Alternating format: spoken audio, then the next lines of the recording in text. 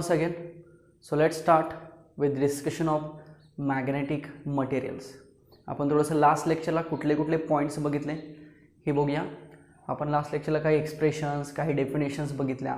Okay, म्हणजे त्यामध्ये मग ऑर्बिटल मोमेंटम असेल, टाइम पिरियड असेल, किंवा मी 8 पॉईंटमध्ये डेफिनेशन्स आणि स्मॉल एक्सप्रेशन्स कशी लक्षात ठेवायची हे सांगितलं होतं, आठवत आहेत.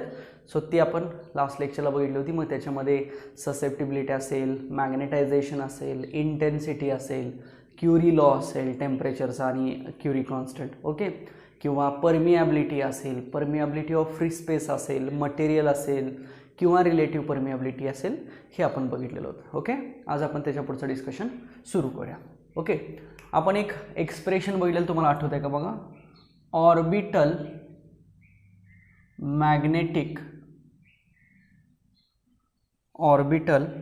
मॅग्नेटिक मुवमेंट, याला मी एम ऑर्बिटल असं म्हटलं होतं, आठवत आहे का बघा. Okay, orbital magnetic movement. So याच्यासाठी आपण काय बघितलं होतं, तर इलेक्ट्रॉनची स्पिन मोशन बघितली होती. कारण इलेक्ट्रॉन्स ॲटमच्या भोवती फिरतो म्हणजे करंट आला तिथं. सो ते जे होतं ते मॅग्नेटिझमचं ओरिजिन होतं. सो द ओरिजिन ऑफ मॅग्नेटिझममध्ये आपण हा पॉईंट बघितला होता आणि त्याच्यामध्ये आपण हे एक्सप्रेशन फाइंड आउट केलं होतं, एम ऑर्बिटल. सो काय एक्सप्रेशन होतं आठवत आहे. So M orbital is equal to, बघा, इलेक्ट्रॉनवरती असलेला चार्ज किंवा इलेक्ट्रॉन्स असलेलं mass. Okay, so E upon twice M E into L bar लिहिलं तरी चालेल. लक्षात येते. सो हे एक्सप्रेशन आपण बघितलं की हे कसं आलं होतं. Okay, simple current is equal to I is equal to E upon T बघितलं. त्याच्यानंतर टाईम पिरियडचा फॉर्म्युला 2π अपॉन ओमेगा पुट केला. ओमेगाच्या ऐवजी पुन्हा व्ही अपॉन आर पुट केलं. सो सगळे M is equal to I A घेतलं. सगळे ॲडजस्टमेंट करून आपल्याला हे रिलेशन बघितलं होतं. यातला यल म्हणजे काय, angular momentum. Okay, so L is equal to I omega असतं बघा रोटेशनल डायनॅमिक्समध्ये. So L is nothing but angular momentum. Okay, so E is nothing but charge on electron, ME is nothing but mass of the electron. Okay, आता मी काय, हा जर L इकडे घेतला तर आपल्याला गायरोमॅग्नेटिक रेशो मिळाला होता ना, सिंपल. आता मी काय करतो बघा, wear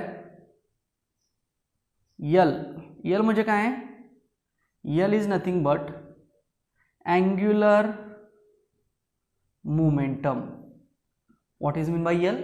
so L is nothing but angular momentum. का, तर रोटेशनल मोशन आहे ना, सर्क्युलर मोशन आहे, तो फिरतो इलेक्ट्रॉन, म्हणून त्याला अँग्युलर मोमेंटम असतं सर. सो तर ते यल इज इक्वल टू असतं. मग यलचे बरेच फॉर्म्युले होते. L is equal to I omega एक फॉर्म्युला आहे, L is equal to P into R एक फॉर्म्युला आहे, म्हणजे सेम व्ही आर, जो की आपण लास्ट एक्सप्रेशनमध्ये यूज केला होता. त्याचबरोबर मी आज एक तुम्हाला यलचा फॉर्म्युला सांगणार आहे. तर तो फॉर्म्युला ॲक्च्युली ॲटम्स मॉलिक्यूल टॉपिकमधला आहे.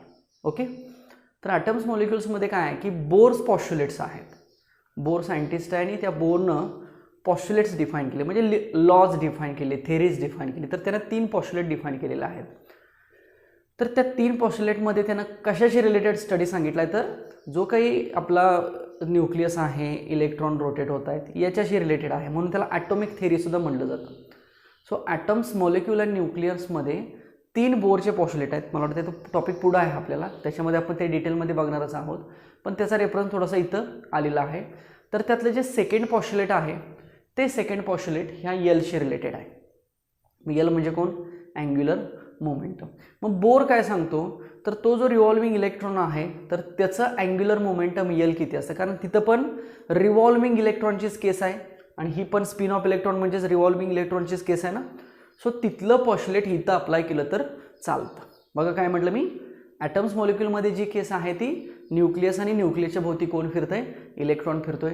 आणि जर आपण इथली केस बघितली तर या केसमध्ये सुद्धा इलेक्ट्रॉन फिरतोय ना त्या न्यूक्लियसच्या भोवती. काल आपण बघितलं ओरिजिन ऑफ मॅग्नेटिझमसाठी. सो त्या दोन्ही केसेस सेम आहेत, म्हणून तिथं जे एक्सप्रेशन आहे किंवा तिथं जे बोरचं पॉस्ट्युलेट आहे ते आपल्याला इथं यूज केलं तर चालतं. ओके, सो बोर काय सांगतो त्याच्या सेकंड पॉस्ट्युलेटमध्ये, बोर सांगतो की जर इलेक्ट्रॉन एखाद्या ॲटम भोवती फिरत असेल पर्टिक्युलर ऑर्बिट्समध्ये, ओके, नंबर ऑफ ऑर्बिट्समध्ये म्हणतो आपण, तर त्याचा अँग्युलर मोमेंटम इतकं असतं NH/2π. आता हे काय आलं आणि कसं आलं बघा. किंवा ह्यातलं काय आहे हे. So n means what, n म्हणजे नंबर ऑफ ऑर्बिट असतात ना, ऑर्बिटची संख्या, first orbit, second orbit, third orbit असतं ना. So that n is nothing but the number of orbit. आता हा थोडासा केमिस्ट्रीचा पार्ट येतो बघा, नंबर ऑफ ऑर्बिट्स, किंवा तुम्हाला समजतंय का बघा ॲटमच्या आतमधली जी काही स्ट्रक्चर ॲटमच्या आतमधला आहे तो थोडासा तुम्हाला केमिस्ट्रीला पण पार्ट असेल. सो एन कुठं तर तुम्हाला रिफ्लेक्ट होत असेल. So n is nothing but what, n is nothing but number of orbit. H is what, so H is one of the constant, त्याला प्लँकचं कॉन्स्टंट असं म्हटलं जातं बघा. वेअर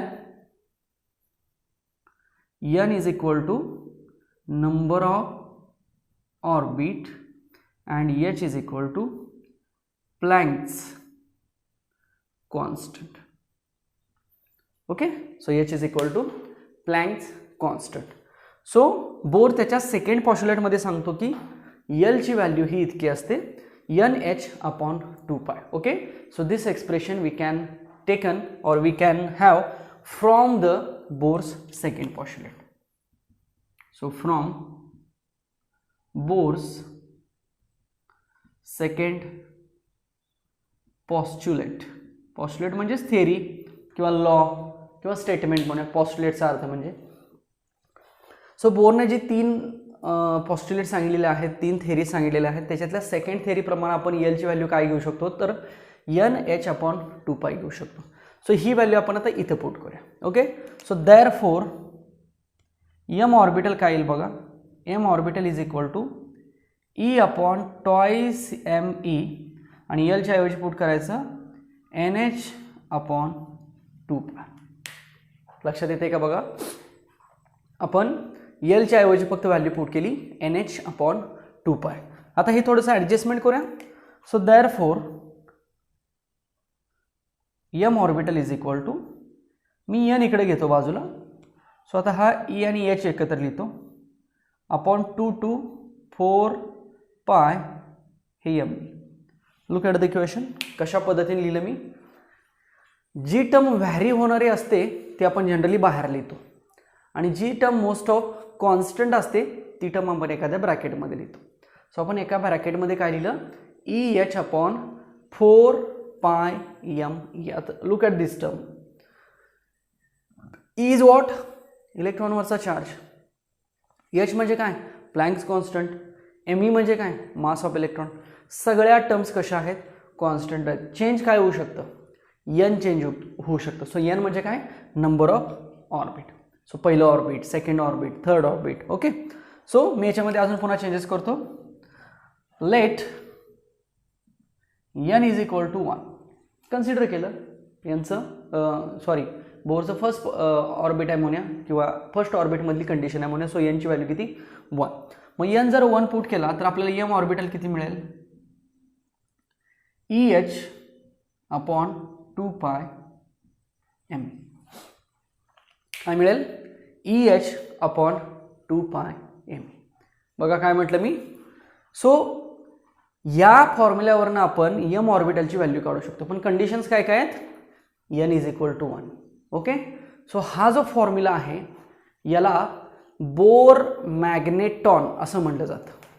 हा जो फॉर्म्युला मिळाला, this formula is nothing but Bohr magneton. Bohr magneton, Bohr का शब्द आला बघा, कारण आपण L साठी कुणाची मदत घेतली, बोरच्या सेकंड पॉस्ट्युलेटची मदत घेतली. सो बोर सांगतो की L किती असतं, NH/2π असतं.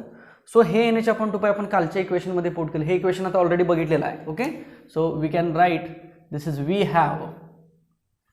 ओके, आपण पॉईंट काय बघितला थोडक्यात, बोर्स किंवा बोर मॅग्नेटॉन, बरोबर ना. सो त्याच्यासाठी आपण पहिल्यांदा काय कन्सिडर केलं, orbital magnetic moment of the spin electron. ते किती घेतलं, एवढं घेतलं. त्याच्यामध्ये बोरच्या सेकंड पॉस्ट्युलेटची व्हॅल्यू पुट केली, ॲडजस्टमेंट केली, हे बाजूला घेतलं. लेट पहिल्या ऑर्बिटसाठी बघायचं, मॅग्नेटॉन फाइंड करण्यासाठी n ची व्हॅल्यू फर्स्ट घ्यायची, पहिली घ्यायची, 1 घ्यायची. सो n 1 पुट केला तर राहिलं काय, EH/2πme. ओके, सो आता बघा, wear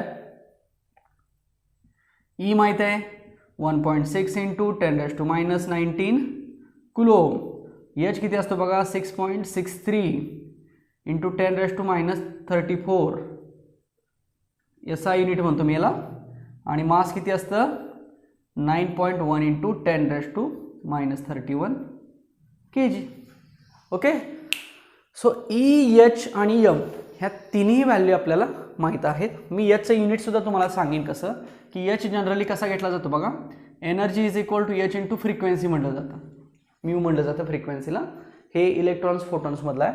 so H is equal to काय, E upon frequency. So energy कशात असते जूल, आणि अपॉन फ्रिक्वेन्सी कशामध्ये असते hertz. So joule per hertz एक युनिट येईल, किंवा 1 अपॉन हर्ट्जच्या ऐवजी मी 1 अपॉन हर्ट्जच्या ऐवजी सेकंड लिहू. सो जूल सेकंड म्हटलं तरी चालेल. सो एचला जूल सेकंडसुद्धा युनिट येऊ शकतं. मी तरी पण तिथं कॉन्स्टंट आहे म्हणून एसआय युनिट लिहायचं. जर तिथं तुम्हाला युनिट, कारण कॉन्स्टंटचे एसआय युनिट जे आहेत ते कुठल्याही पद्धतीने काढता येतात, कारण फॉर्म्युला बदललं की एसआय युनिट बदललं ना. ओके, तसं म्हणजे फॉर एक्झाम्पल आपण फोर्सचं युनिट काय लिहितो, न्यूटन लिहितो. मी फोर्सचं युनिट हे असे पण लिहू शकतो बघा, force is equal to mass into acceleration. So kg metre per second square लिहू शकतो. तशा पद्धतीने असतं, म्हणून मी तिथे एसआय युनिट लिहिलं. पण युनिट जर सांगायचं तर जूल सेकंड तुम्ही सांगू शकता. सो आपल्याला ईच व्हॅल्यू माहीत आहे, एचची व्हॅल्यू माहीत आहे, एम ईची व्हॅल्यू माहीत आहे. ह्या सगळ्या व्हॅल्यू इथं पुट करायच्या बघा. सो एम ऑर्बिटल इथे लिहितो मी, ई जर पुट केला, बरं ठीक आहे, सगळ्या व्हॅल्यू पुट करूया आता फॉर एक्झाम्पल.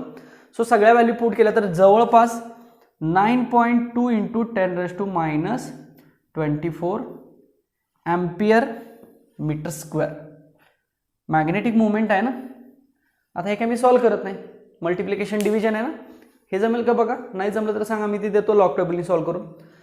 सो या जर सगळ्या व्हॅल्यू इथं पुट केल्या आपण, तर आपल्याला कुणाची व्हॅल्यू मिळाली, यम ऑर्बिटलची व्हॅल्यू मिळाली. मग ही जी मिळालेली व्हॅल्यू आहे ह्याच व्हॅल्यूला काय म्हटलं जातं, बोर मॅग्नेटॉन. फॉर्म्युला काय समजला बोर मॅग्नेटॉनचा.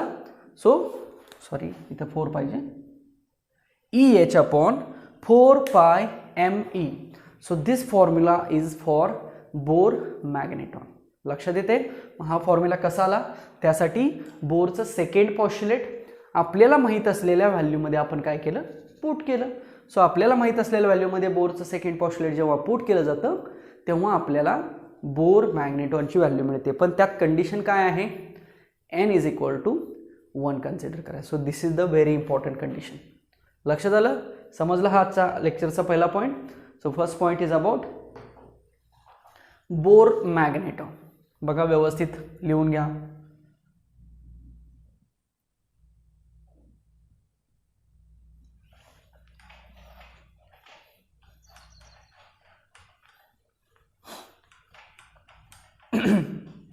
चला पुढे जाऊया आपण, मॅग्नेटिझम मधला पुढचा पॉईंट बघूया.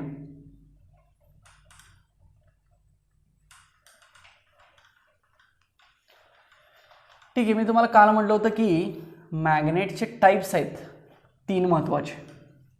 ओके, तर एक आहे तो म्हणजे diamagnetic,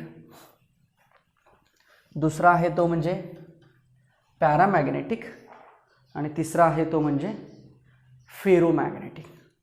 so there are 3 types of the magnets, diamagnetic, paramagnetic, ferromagnetic. आता तिघांचं कंपॅरेटिव्हली आपण स्टडी करायचा. कंपॅरेटिव्हली पहिल्यांदा डेफिनेशन्स बघा. जो डायमॅग्नेटिक असतो ना तो जनरली मॅग्नेट नाही आहे. काय म्हणलं मी, डायमॅग्नेट हा मॅग्नेट नाही आहे. मग तरी पण त्याला मॅग्नेटचा टाईप का म्हणलं आहे, का तर त्याला जेव्हा आपण एक्सटर्नल मॅग्नेटिक फील्ड अप्लाय करतो तेव्हा तो मॅग्नेट म्हणून काम करतो. काय म्हटलं मी, डायमॅग्नेटिक, मी कंपॅरेटिव्हली लिहितो इथं. सो डायमॅग्नेटिक सबस्टन्स म्हणतो मी. नेक्स्ट पॅरामॅग्नेटिक सबस्टन्स, आणि नेक्स्ट म्हणतो मी फेरोमॅग्नेटिक सबस्टन्स. काय म्हटलं मी, diamagnetic, paramagnetic and ferromagnetic. These are the 3 types of the magnets or substances. आता बघा तिघांमध्ये आपल्याला समजलं की हा काही फारसा मॅग्नेट म्हणून काम करत नाही, हा थोडाफार मॅग्नेट म्हणून काम करतो, हा त्याच्यापेक्षा जास्त मॅग्नेट म्हणून काम करतो. म्हणजे याला आपण परमनंट मॅग्नेट म्हटलं तरी चालेल, तो परमनंट मॅग्नेटसारखं काम करणार आहे. तर आता डायमॅग्नेटिक सबस्टन्स म्हणजे काय बघा. द सबस्टन्स, मी डेफिनेशन लिहून देतो तुम्हाला. The substance which is weakly repelled by a magnet is called as diamagnetic substance. The substance which is weakly repelled, तो रिपेल करतोय तेही वीकली रिपल्शन आहे. सो असा सबस्टन्स जो वीकली रिपेल करतोय, मग अगदी आपण प्लास्टिक जरी म्हटलं तरी त्याला आपण काय म्हणू शकतो, आपण डायमॅग्नेटिक सबस्टन्स घेऊ शकतो. फक्त प्लास्टिकवरती काही पुन्हा फील्ड अप्लाय केलं म्हणून तो मॅग्नेट म्हणून काम करत नाही. पण एक्झाम्पल आपण सांगू शकतो कोणाचं, प्लास्टिकचं, किंवा वॉटर असेल किंवा एअर असेल. ओके बघा, so examples, air, water, plastic, even याच्यामध्ये मग कॉपर पण म्हटलं जातं, गोल्ड पण म्हटलं जातं, जे थोडे बहुत मेटल्स आहेत. आता ॲक्च्युली एअर, वॉटर, प्लास्टिक हे काही मेटल्स नाही आहेत, but they can be considered as a diamagnetic material. का तर ते ॲज अ मॅग्नेट म्हणून काम करणार नाही आहेत. हे मॅग्नेट म्हणून काम करतील कधी, यांच्यावर एक्सटर्नल मॅग्नेटिक फील्ड अप्लाय केलं तरच. Okay, so we can define the examples of the diamagnetic substances. Simple definition, the substance which is weakly repelled, weakly repulsion आहे ज्या सबस्टन्स मध्ये मॅग्नेट बरोबर, this is called as diamagnetic substance. हा एक मॅग्नेटचा प्रकार आहे की जो वीकली काम करतोय, तो फारसा अट्रॅक्शन रिपल्शन दाखवत नाही. म्हणजे रिपल्शनच तो जास्त दाखवतो, अट्रॅक्शन काही दाखवत नाही. पॅरामॅग्नेट म्हणजे बघा, द सबस्टन्स, चेंजेस बघा मी काय काय करतो. The substance which is weakly attracted, फक्त रिपेलच्या ऐवजी मी अट्रॅक्टेड शब्द लिहिला, attracted by a magnet is called as paramagnetic substance, is called as paramagnetic substance. Aluminium, platinum, calcium and lithium, etc. etc. बघा, the substance which is weekly, weekly शब्द आहे तसंच राहिला, फक्त रिपेलच्या ऐवजी काय आलं, अट्रॅक्टेड आलं. म्हणजे याच्यामध्ये अट्रॅक्शन असणार आहे, कोणामध्ये, पॅरामॅग्नेटमध्ये. फक्त फरक काय की जे काय अट्रॅक्शन असेल ते थोडंसं कमी असेल. Yes, it can be act as a magnet, but its strength is minimum. त्याची जी काय अट्रॅक्शनची कपॅसिटी आहे, अट्रॅक्शनची प्रॉपर्टी आहे, ती थोडीशी कमी असेल, ती थोडीशी वीक असेल. म्हणून इथं काय म्हटलं मी, वीकली अट्रॅक्टेड. इथं काय म्हटलं, वीकली रिपेल्ड. इथं काय म्हटलं, weakly attracted. And these are some examples of the paramagnetic substances. आणि फेरोमध्ये काय येणार बघा मग, द सबस्टन्स विच इज, आता वीकलीच्या ऐवजी काय वापरायचं, स्ट्रॉंगली, सॉरी, स्ट्रॉंगली शब्द वापरा. The substance which is strongly attracted, the substance which is strongly attracted by a magnet is called as ferromagnetic substance or substances. Example, iron, आता iron आपण strong magnet consider करतो ना, सुरुवातीलाच बघितलं बघा Fe3O4 iron oxide म्हणतो ना, ferrous Fe3 iron म्हणतात ना ॲक्च्युली त्याला केमिस्ट्रीमध्ये. So iron, then we can say that nickel, not Nikhil it's nickel. So iron, nickel. Then we can say that cobalt, okay, or we can also say that gadolinium etcetera म्हणतो मी. Iron, nickel, cobalt, gadolinium ही 4 महत्त्वाची examples आहेत फेरोमॅग्नेटचे, किंवा magnet जे आहेत ते magnets हे एवढे जण आहेत. Iron, nickel, cobalt, gadolinium. बघा हा पहिला थेरॉटिकल इम्पॉर्टंट पॉईंट. तुम्हाला डायमॅग्नेट, पॅरामॅग्नेट आणि फेरोमॅग्नेटमध्ये जेव्हा क्वेश्चन केला जातो तेव्हा सगळ्यात पहिल्यांदा तुम्हाला डेफिनेशन्स आणि त्याचं एक्झाम्पल्स लिहिणं अपेक्षित असतं. So this is a very simple way to introduce these 3 type of substances. लक्षात येते का बघा. So first is diamagnetic, second is paramagnetic, third one is ferromagnetic. This is weakly repelled, this is weakly attracted and this is strongly attracted and these are their examples. Okay, आता याच्यामध्ये आपण अजून पुढचं total 3 प्रकारामध्ये याचा study करायचा. हा झाला पहिला प्रकार. पहिल्या प्रकारात आपण काय बघितलं, डेफिनेशन आणि त्याचं एक्झाम्पल. ओके, दुसऱ्या प्रकारामध्ये त्याचं डोमेन स्ट्रक्चर बघायचं. डोमेन स्ट्रक्चर म्हणजे त्याच्या आतमध्ये काय असेल ते.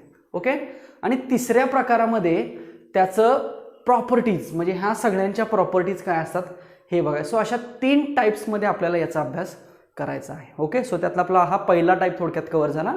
दिस is the definition and these are the examples. बघा व्यवस्थित समजलं का. व्यवस्थित आहे तसं लिहून घेऊ शकता. अगदी सोप्या भाषेमध्ये डेफिनेशन्स मी लिहायचा प्रयत्न केलेला आहे. This is weakly attraction, this is weakly repulsion, weakly attraction, strongly attraction. So this is the very simple and comparison of the 3 substances like diamagnetic, paramagnetic आणि फेरोमॅग्नेटिक. ओके, चला मी पुन्हा हा टेबल आहे तसंच ठेवतो का तर आपल्याला डोमेन स्ट्रक्चर आता बघायचे आहेत. ओके, डोमेन स्ट्रक्चर बघूया आपण की तिघांमध्ये कंपॅरिझन कसं आहे. आता पहिला जो आहे म्हणजे कोण, डायमॅग्नेटिक, त्याचं डोमेन स्ट्रक्चर काय बघायची गरजच नाही आहे ना, का तर तो मॅग्नेट म्हणून काम करतोय का, कामच करत नाही मॅग्नेट म्हणून.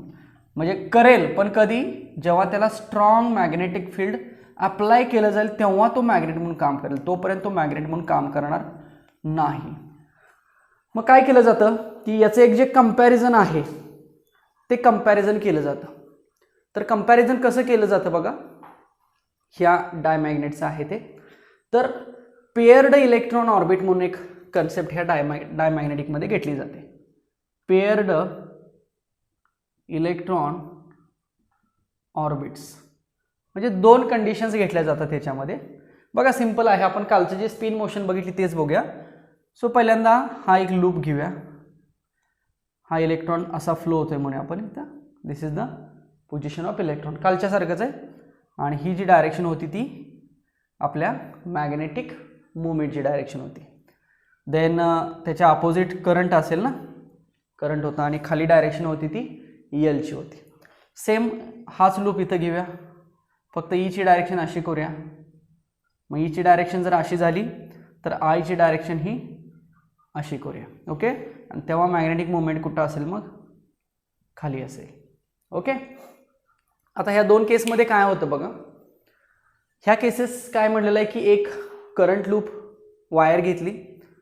ओके, ती दाखवलेली आहे 2 केसमध्ये, एक करंट असा आहे आणि एक करंट असा आहे. करंट रिव्हर्स करून ह्या 2 केसेस घेतल्या. याला पेअर्ड इलेक्ट्रॉन ऑर्बिट्स असं म्हटलं जातं. तर यामध्ये काय होतं बघा, आता ही कॉईल असेल किंवा ही कॉईल असेल, काय करायचे आपण, मॅग्नेटिक फील्डच्या जवळ न्यायचे. का तर डायमॅग्नेट्समध्ये मॅग्नेटिक फील्ड अप्लाय केल्याशिवाय तो मॅग्नेट म्हणून काम करत नाही. मग काय करूया, ह्या दोन्ही ज्या कॉइल्स आहेत त्या थोडक्यात आपण एक असं मॅग्नेटिक फील्ड आहे सपोज, याच्या जवळ नेऊया. काय केलं, दोन्ही कॉइल्स ह्या मॅग्नेटिक फील्डच्या जवळ नेल्या. तर काय होतं, तर ह्या कॉइलमध्ये ॲज वेल ॲज ह्या कॉइलमध्ये डायरेक्शन सेमच असते, एक इंड्यूस्ड करंट तयार होतो. आता इंड्यूस्ड करंट म्हणजे कन्सेप्ट काय बघा, जनरेटर. जनरेटरला काय करतो आपण, मेकॅनिकल एनर्जी देतो, फिरवतो ना, ते शाफ्ट आहे तो फिरवतो मॅग्नेटिक फील्डमध्ये, मग तो फ्लक्स कट करतो, मग EMF तयार होतं किंवा इंड्युस्ड करंट जनरेट होतो. हे लेन्झ लॉ सांगतो. हे आपल्याला इलेक्ट्रोमॅग्नेटिक इंडक्शनमध्ये पूर्ण मोटरचा स्टडी करायचा. मागचा टॉपिक कसा आपण पूर्ण जनरेटरचा स्टडी करायचा आहे. मागचा टॉपिक कसा आपण पूर्ण मोटरचा स्टडी केला, म्हणजे काय की करंट द्या आणि फोर्स आहे, रोटेट होते ना, थोडक्यात फोर्स आहे. आणि जनरेटरमध्ये काय असतं, फोर्स दिला जातो, करंट आउटपुट असतं. सो इथं आउटपुट आपण काय म्हटलं, करंट मिळालं. का आउटपुट करंट मिळालं, कारण करंट कॅरिंग कॉईल आपण कशाच्या जवळ आणलेले, मॅग्नेटिक फील्डच्या जवळ आणली. म्हणजे फोर्सनं थोडक्यात आणली, म्हणजे मुवमेंट झाली ना, मुवमेंट झाली आणि ते कुठं आणलं आपण, मॅग्नेटिक फील्डच्या जवळ आणली. त्यामुळे त्याच्यामध्ये फ्लक्स कट झाला, इंड्युस्ड EMF तयार झालं, म्हणजेच इंड्युस्ड करंट तयार झाला असं आपण म्हणूया. सो आता बघा दोन्हीमध्ये इंड्युस्ड करंट कसा असणार आहे, सेम असणार आहे, कारण मॅग्नेटिक फील्डमध्ये आणि त्या दोन कॉइल्स आपण अशा जवळ आणतोय म्हणून. सो करंट इंड्यूस झाला, या डायरेक्शनला इथे करंट झाला आणि इथे करंट झाला. मी जर याच्यामध्ये जर मॅग्नेटिक फील्डची डायरेक्शन बघितली तर ती डायरेक्शन कशी होते, म्हणजे याच्यामुळे तयार होणारा मॅग्नेटिक फील्ड कुठं असेल तर खाली असेल बघा, लाईक दिस इनसाइड. ओके, सो खाली असेल. सिमिलरली याच्यामुळे पण खाली असेल.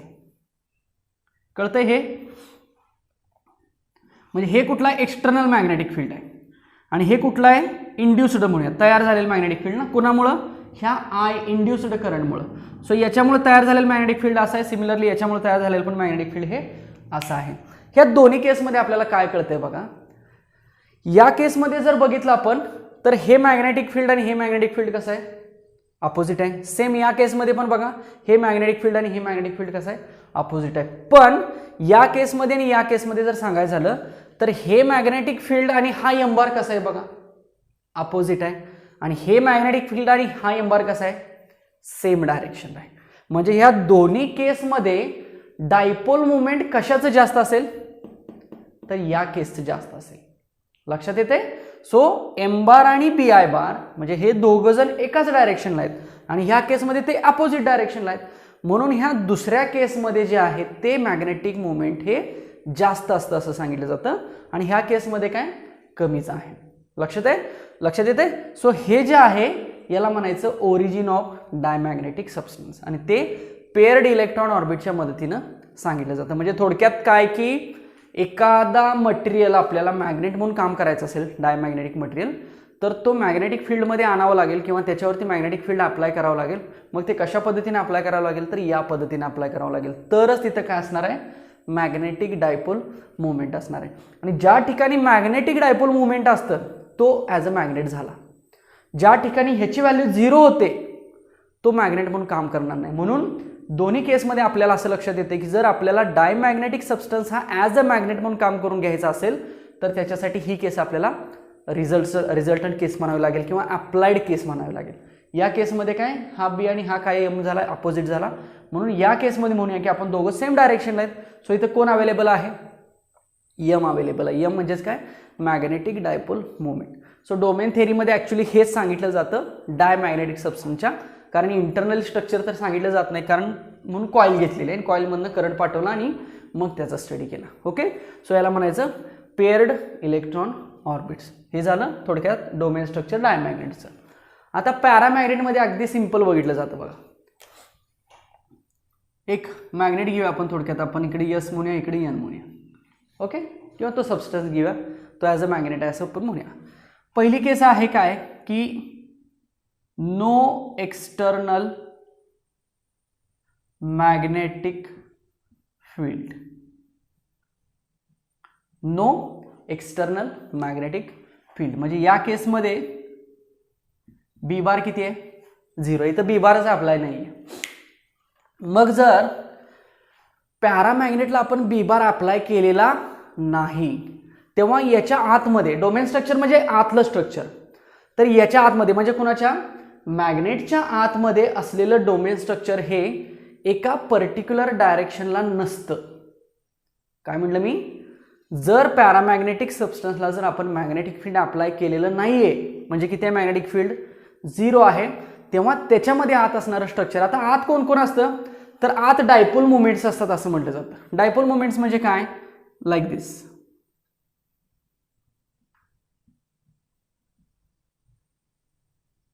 बरोबर, सो आतमध्ये असणारे डायपोल मोमेंट्स हे असे कुठल्या रॅन्डम डायरेक्शनला असतात. एका डायरेक्शनला दिसत आहेत का ते? नाही दिसत. का दिसत नाहीत? कारण मॅग्नेटिक फील्ड कसं आहे तिथलं 0 आहे. सो रॅन्डम डायरेक्शन म्हणलं जातं कुणाची?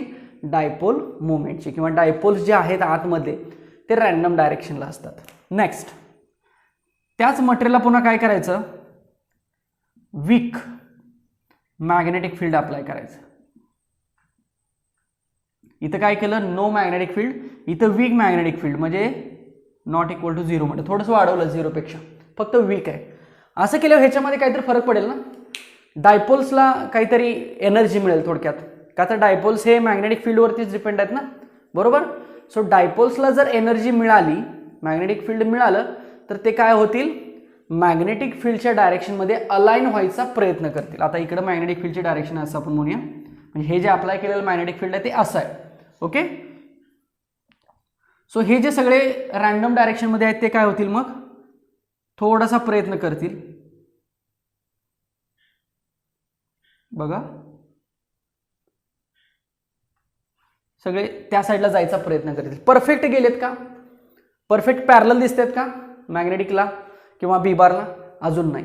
त्यासाठी वीकच्या ऐवजी पुन्हा काय करायचं? स्ट्रॉंग मॅग्नेटिक फील्ड अप्लाय करायचं. Strong. So strong magnetic field जेव्हा अप्लाय करूया आपण, ते सुद्धा साहजिकच 0 पेक्षा जास्त असेल, तेव्हा मात्र हे काय करतील? बरोबर एका लाईनमध्ये अलाइन होतील. सिंपल. इकडे मॅग्नेटिक फील्डची डायरेक्शन आहे, हा साऊथ आहे, नॉर्थ आहे. आतलं बघतोय ना आपण, डोमेन स्ट्रक्चर म्हणजे इंटरनल स्ट्रक्चर. सो तिन्ही डायग्रामवरून तुम्हाला काय लक्षात येते बघा, की जेव्हा आतमध्ये असणारं स्ट्रक्चर म्हणजेच डोमेन स्ट्रक्चर म्हटलं जातं, ते चेंज होणार आहे किंवा त्याची पोझिशन बदलणार आहे. आणि त्याची पोझिशन ही कोणावरती डिपेंड असते? तर मॅग्नेटिक फील्डवरती डिपेंड असते. जे काय आपण एक्सटर्नल मॅग्नेटिक फील्ड अप्लाय करणार आहे त्याच्यावरती डिपेंड असते. सिंपल. लक्षात येते? सो हे रॅन्डम मोशनमध्ये आहे डायपोल्स, हे अलाइन व्हायला बघतील आता वीक आहे म्हणून, आणि जेव्हा स्ट्रॉंग होईल तेव्हा ते परफेक्ट अलाइन होतील या डायरेक्शनला. So this is the domain structure of the paramagnetic substance. समजलं? सिंपल आहे. जर मॅग्नेटिक फील्ड अप्लाय केलं तरच ते अलाइन होणार आहेत. So this is the domain structure. आता सेम असंच डोमेन स्ट्रक्चर कुणाचं असतं? फेरोमॅग्नेटिक सबस्टन्सचं असतं. ओके. सो आपण बघूया फेरोमॅग्नेटमध्ये कशी पोझिशन असते सुरुवातीला. जनरली बघा, this is the A case, that is हीच केस. आता हे खालचे जे मी नेमिंग केले तेच इकडे असणार आहेत, त्यामुळे काही मी लिहित नाही तिकडे. सो हेच लिहायचं तुम्ही, हे हे हे जसे इकडे 3 टाईप आहेत तसे तिकडे 3 टाईप बघायचे. सो पहिला काय? No external magnetic field.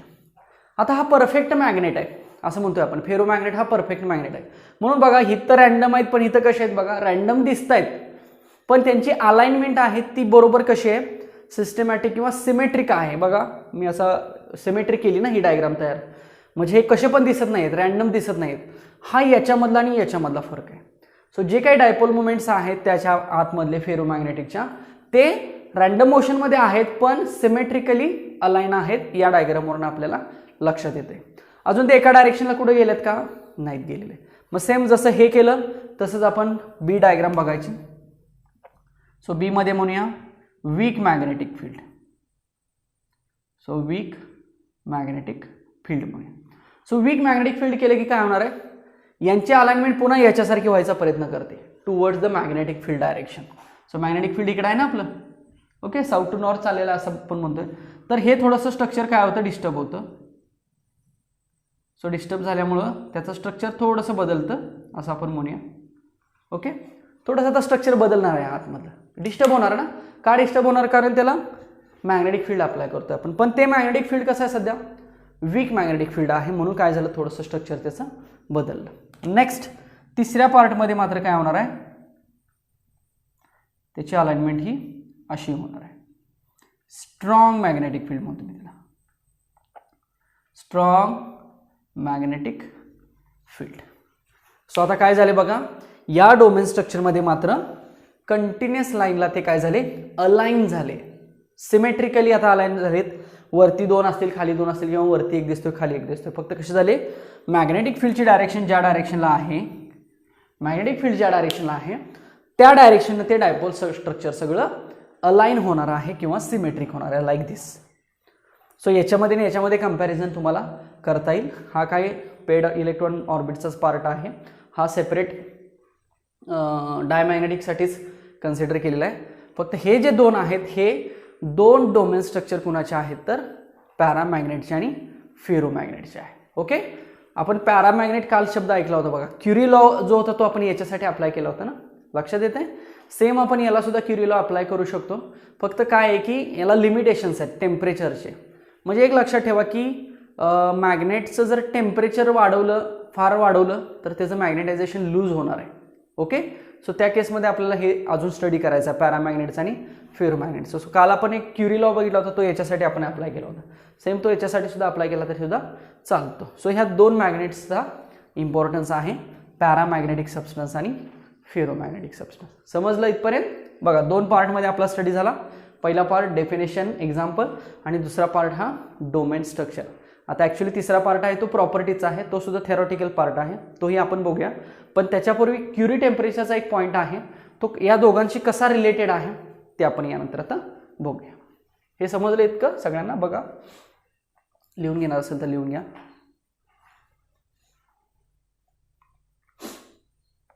Pause करून लिहून घेऊ शकता. पॉज करायला एवढा वेळ देतो मी, थोडासा, एक 5-6 सेकंद.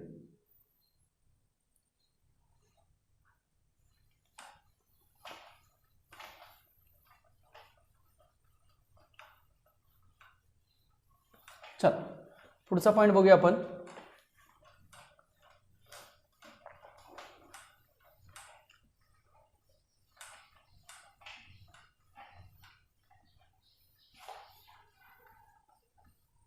आपण काल काही डेफिनेशन्स बघितलेल्या आहेत, त्या डेफिनेशनचा जरासा वापर आपण आता इथं बघूया. सो काल क्युरी लॉ आपण काय बघितलं होतं बघा, mz is directly proportional to b external magnetic field upon absolute temperature. This is Curie law. आणि हा फॉर पॅरामॅग्नेटिक मटेरियल आहे ना, फॉर पॅरामॅग्नेटिक मटेरियल. स्टेटमेंट सांगायचं तर कशी सांगायची, for paramagnetic material its magnetization is directly proportional to the external magnetic field and inversely proportional to the absolute temperature. Its magnetization is directly proportional to the external magnetic field and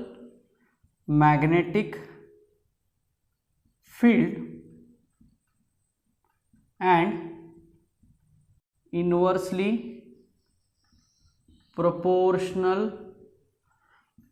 proportional to the absolute temperature.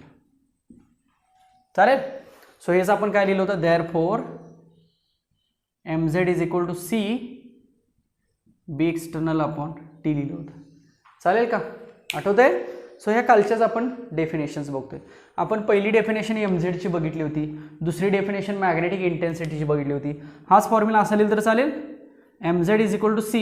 आता b बघा, आपण b बद्दल μh लिहिलं तर चालेल का? काल बघितलं होतं ना. सो b बद्दल आपण μh लिहू शकतो, लक्षात येते. सो नेक्स्ट, देअरफॉर h मी इकडे घेतो, mz अपॉन h लिहिलं तर चालेल.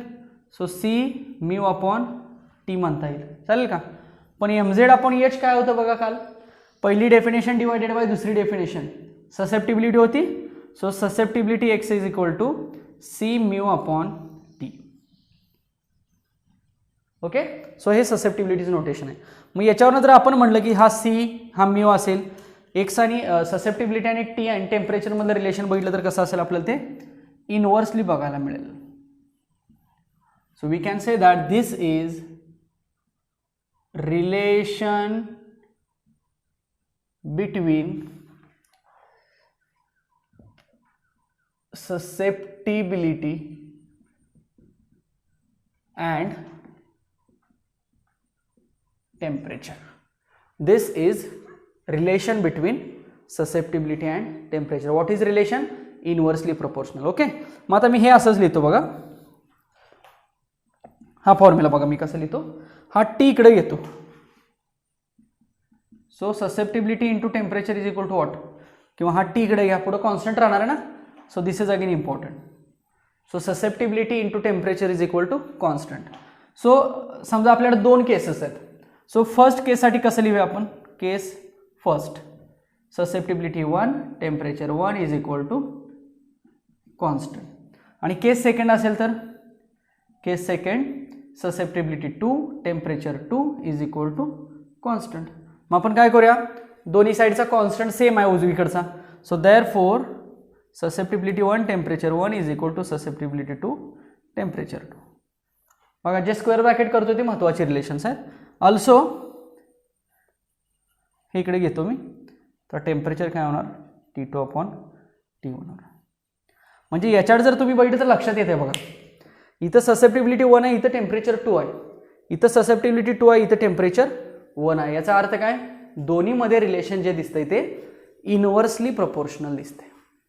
लक्षात येते. So this is our today's study or today's lecture. आता आपण फक्त प्रॉपर्टी ज्या आहेत त्या प्रॉपर्टीज नेक्स्ट लेक्चरला बघूया. हे समजला का पॉईंट? बघा काय काय बघितलं आज. सगळ्यात पहिल्यांदा आपण बोर मॅग्नेटॉन बघितलं. बोर मॅग्नेटॉन तो कसा होता, त्याची व्हॅल्यू काय होती हे पहिल्यांदा बघितलं. नंतर डायमॅग्नेटिक, पॅरामॅग्नेटिक, फेरोमॅग्नेटिकच्या डेफिनेशन्स एक्झाम्पल बघितले, दुसरा part.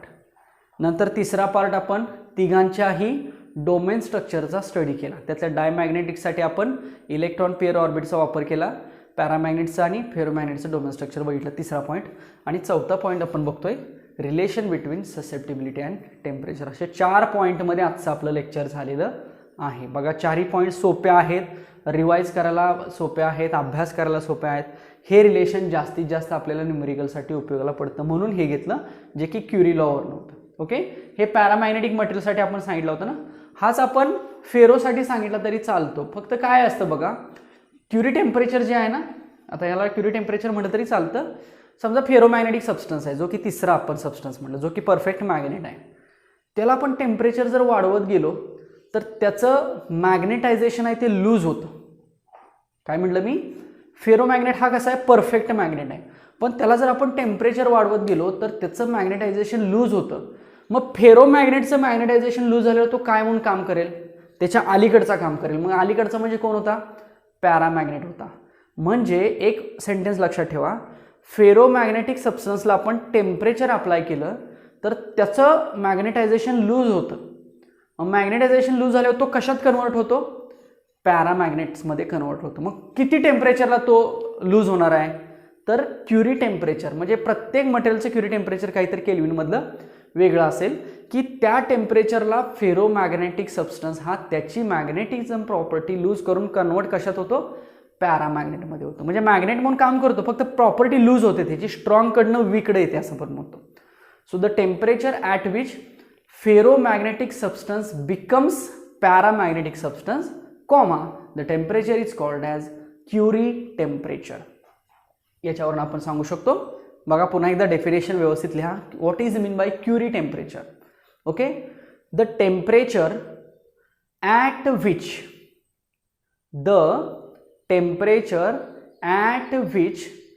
ferromagnetic substance becomes paramagnetic. लक्षात आलं? किंवा the temperature at which ferromagnetic substance converted into paramagnetic substance, comma the temperature, comma म्हणजे लिहा, कॉमा द्या तिथं, नॉट COMMA लिहा, कॉमा द्या. The temperature is called as Curie temperature. पुन्हा एकदा डेफिनेशन रिपीट करतो. The temperature at which ferromagnetic substance is converted into paramagnetic substance, the temperature is called as Curie temperature. लक्षात आलं?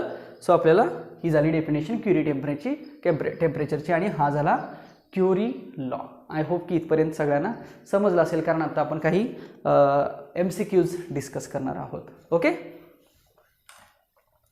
बघा लिहून घ्या व्यवस्थित.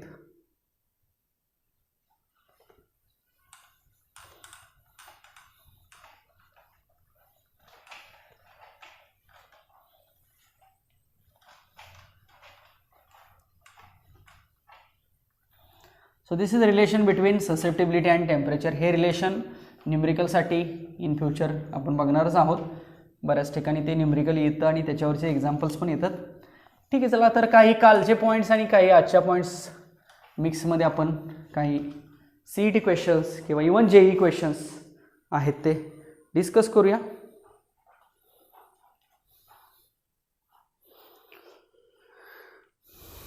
एक सोपा क्वेश्चन घेतो.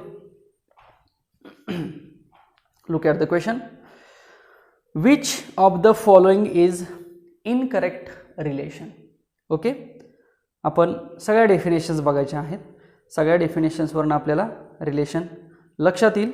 Which of the following is incorrect relation. आपण काल रिलेशन्स जी काय बघितली होती ती सगळी रिलेशन्स काढा.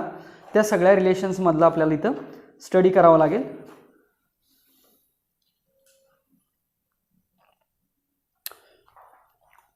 चला, चारही ऑप्शन्स बघा. First, susceptibility is equal to mz/h. Yes, correct relation. Then B is equal to μ0h 1 plus susceptibility. हे सुद्धा करेक्ट आहे. μr is equal to 1 plus susceptibility, शेवटचं हे सुद्धा करेक्ट आहे. C जर बघितलं तर C मध्ये आपल्याला काहीतरी चेंज दिसतोय बघा. दिसतोय C मध्ये काहीतरी चेंज दिसतोय. ॲक्च्युली म्यूच्या ऐवजी μ0 पाहिजे होतं आणि μ0च्या ऐवजी म्यू पाहिजे होतं. सो C ऑप्शन जो आहे तो इनकरेक्ट रिलेशन आहे. बरोबर आहे ना. लक्षात येते सगळ्यांच्या. सिंपल आहे. कालचा फॉर्म्युला होता तोच आपण इथं रिवाइज करतोय. Next, the orbital speed of an electron orbiting around the nucleus in A circular orbit of radius r is v, then the magnetic dipole moment of the electron will be. कालचा formula आठवा, त्याच फॉर्म्युल्याने solve करायचं. चला solve करायला घ्या. Option दिसत आहेत तुम्हाला. EVR, then EVR upon 2, then EV upon 2R and then VR upon 2E.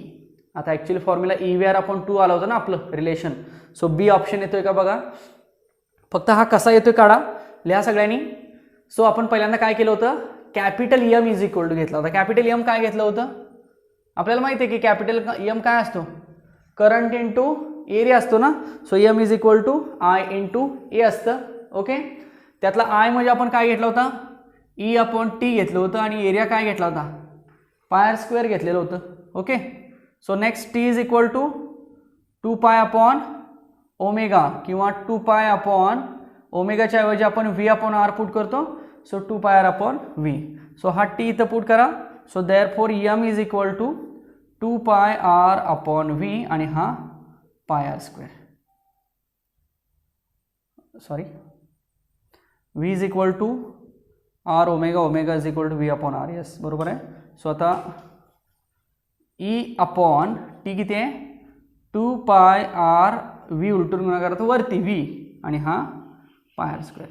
पाय कॅन्सल होईल, एक R कॅन्सल होईल. So M is equal to EVR upon 2. झालेलं आहे रिलेशन, काल बघितलं होतं आपण, तेच आहे का बघा. Yes, so B option M is equal to EVR upon 2. कसं आलं कळत आहे, आपण सुरुवातीला टॉपिकच्या बघितलं होतं बघा. हे स्पिन मोशन ऑफ इलेक्ट्रॉन बघितली, त्याच्यात होतं हे. चला next, an electron in an atom revolves around the nucleus in an orbit of radius 0.7 Armstrong unit. आता हे काहीतरी नवीन आलं बघा, पहिल्यांदाच हा शब्द आला Armstrong unit. म्हणजे माहीत असेल तुम्हाला, मी तरी एक्सप्लेन करतो. Calculate the equivalent magnetic moment if the frequency of revolution of electron is 2 into 10 raised to 10. Frequency दिलेली आहे आणि रेडियस दिलेली आहे. पण रेडियस कशात दिली आहे बघा, चेक करा.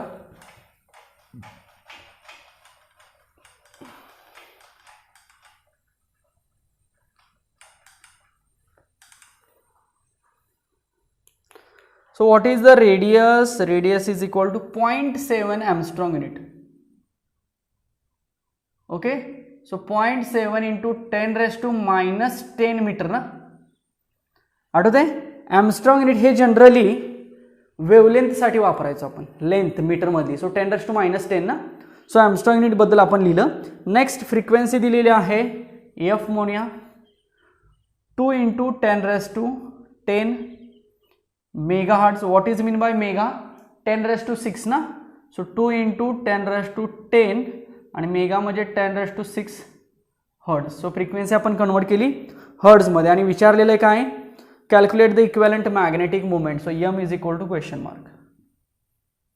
सो आता आपल्याला फक्त फॉर्म्युला शोधायचा. आता ॲक्च्युली फ्रिक्वेन्सी कुठं आली होती का बघा, तर फ्रिक्वेन्सी आलेली नव्हती, पण फ्रिक्वेन्सीसाठी आपल्याला फॉर्म्युला तयार करावा लागेल. सो कसा तयार करायचा बघा, आपल्याला यम तर माहीत आहे, M is equal to I into ए.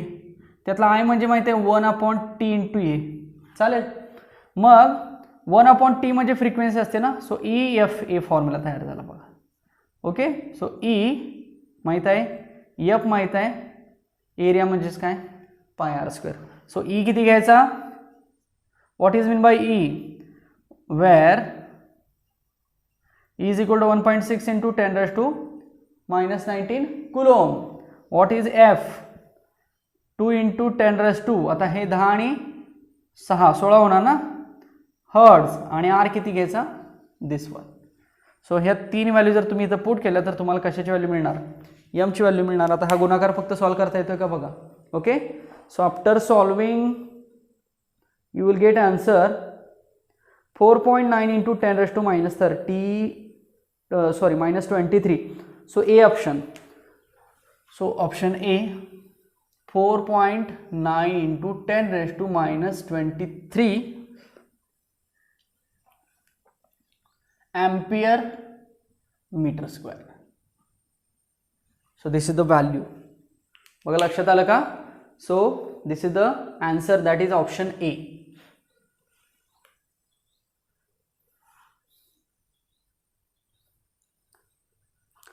समजलं.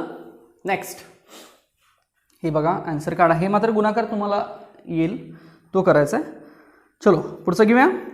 The magnetic moment of electron due to orbital motion is proportional to. Magnetic moment of electron किंवा ऑर्बिटल मॅग्नेटिक मोमेंट, आपण मगाशी एक फॉर्म्युला बघितला बघा, हे पुसतो मी, हे झालंय का बघा सगळ्यांचं. सो ऑर्बिटल मॅग्नेटिक मोमेंट टॉपिकच्या सुरुवातीलाच, लेक्चरच्या सुरुवातीलाच आपण पहिला पॉईंट बघितला, orbital magnetic moment. So what is the condition of orbital magnetic moment or what is the formula of the orbital magnetic moment, that is important. Okay. So आपण formula लिहिला होता, m orbital is equal to E upon twice me into L. So m orbital is equal to E upon twice me. So L च्या ऐवजी लिहिलं होतं आपण NH upon 2π. So आपल्याला मिळालं होतं n orbital is equal to, आपण n इकडे घेतला होता, EH upon 4πme लिहिलं होतं, आठवत आहे. ओके. मग आपण जर यामध्ये आणि यामध्ये जर रिलेशन काढलं तर कसं आहे, डायरेक्टली प्रोपोर्शनल आहे. So we can say that because this term is nothing but constant term. So we can say that m orbital is directly proportional to n. So n is what, number of orbit. यालाच n ला where, n ला अजून एक भाषेमध्ये काय म्हटलं जातं बघा, principal quantum number. So n is also called as principal quantum, sorry principal, main principal quantum number. Okay. So जो की नंबर ऑफ ऑर्बिटसाठी डिफाईन केला जातो small n. Okay. So m orbital आणि स्मॉल n मधलं रिलेशन सांगा म्हटलं तर relation कसं येणार आहे, डायरेक्टली प्रोपोर्शनल. चलो फास्ट, हे समजलं का बघा, लिहून घ्या व्यवस्थित answer. So option D is correct. Okay. हे CET 2017ला विचारलेलं एक्झाम्पल आहे बघा. नेक्स्ट पुन्हा त्याच एक्झामला अजून एक एक्झाम्पल विचारलेलं आहे CET 2017ला. A bar magnet has length 3 centimetre. दिसतोय क्वेश्चन सगळ्यांना बघा. A bar magnet has length 3 centimetre.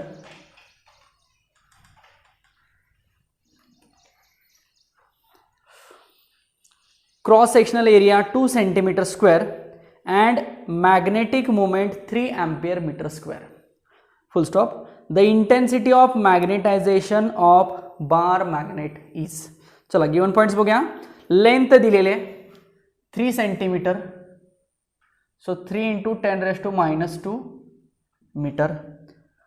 Area दिलेला आहे 2 सेंटीमीटर स्क्वेअर. सो मी सांगितलं होतं की 2 × 10⁻², याचा स्क्वेअर असं करायचं. So it is 2 × 10⁻⁴ metre square. Next, magnetic moment M is equal to 3 ampere metre square. Convert करायची काही गरज नाही आहे, तेच आहे.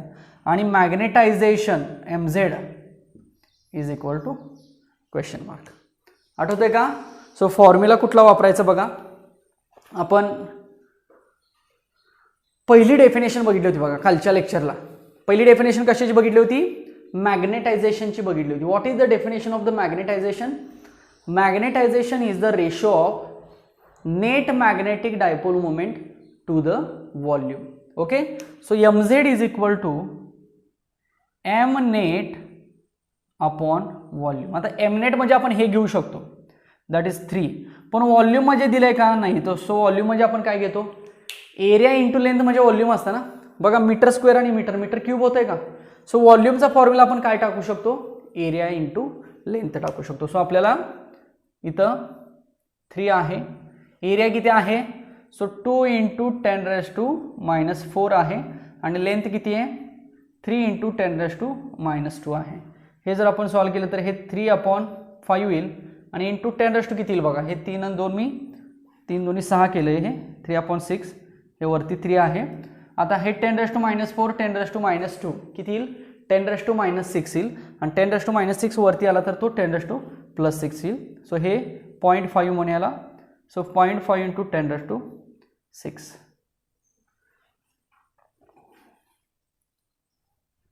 Ampere per metre.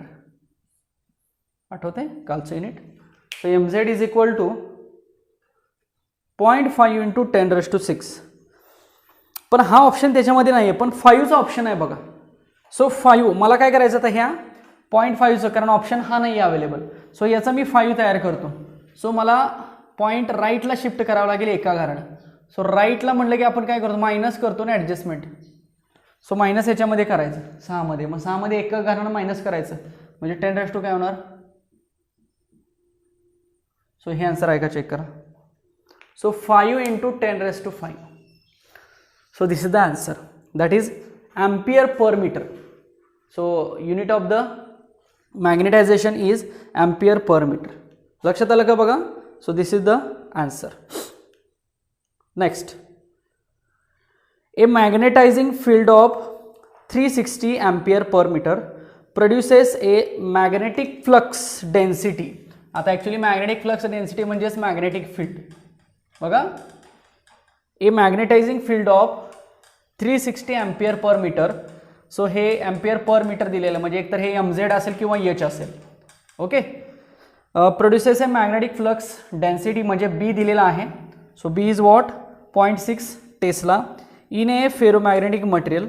What is its permeability in tesla metre per ampere? What is its permeability in tesla metre per ampere? Tesla metre per ampere. So mu find करायचा, mu. So mu find करायचं असेल तर आपण formula काय बघितलं होतं बघा. आपण एचचा फॉर्म्युला काय बघितलं होतं? एच म्हणजे काय? Magnetic intensity. सो एच आपण बघितलं होतं की B/μ बघितलेलं होतं, आठवते? So H is equal to we can write B/μ. So mu किती लिहू शकतो आपण? B/h लिहू शकतो. आता या ठिकाणी फॉर्म्युले व्हॅल्यूज दिलेल्या आहेत.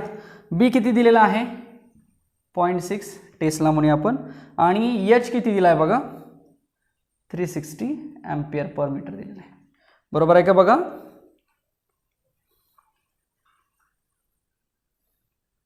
.6 टेस्ला आणि 360 ampere per metre. So simple याचं काय करायचं? डिव्हिजन करायची. So 0.6/360. Okay, so we can say that this answer is tesla. हे एम वरती येईल आणि upon ampere. So tesla milli per ampere. चालेल का बघा? युनिट बरोबर आहे का मी लिहिलेलं? हेच युनिट असं पण लिहितो ना आपण, और टेस्ला मीटर एम्पियर वरती घ्या. -1 ना इन्व्हर्स लिहितो आपण, ॲम्पियर इन्व्हर्स. सो दोन्ही युनिट्स सेम आहेत. So which option may be correct? 1/600 हे जर सॉल्व केलं तर बघा, याला मी 6 तयार करतो, खालचं 360 आहे तसं ठेवतो, याला 6 तयार केला म्हणजे हा पॉईंट मी उजवीकडे आणला म्हणजे 10⁻⁻1 झालं तयार. हे 6×6 = 1/60 होतं हे, आणि इंटू 10⁻⁻1 होते. ओके, मी काय करतो नेक्स्ट, 1/60 हा 10⁻⁻1 खाली आणतो म्हणजे 10 होईल ना. सो 10 × 60 किती होईल? 1/600 tesla metre ampere inverse. So this is the value of mu. आता हे शोधायचं आपल्याला. म्हणजे बघा, आपण जरी आन्सर काढलं तर ते आन्सर आधी आपल्याला त्या 4 ऑप्शन्समध्ये बघावं लागेल की whether it is present or not. So आपल्याला मिळतं की 1/600 म्हणजे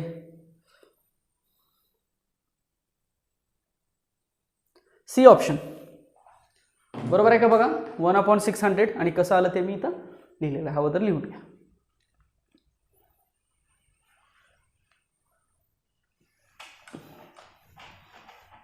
ठीक आहे.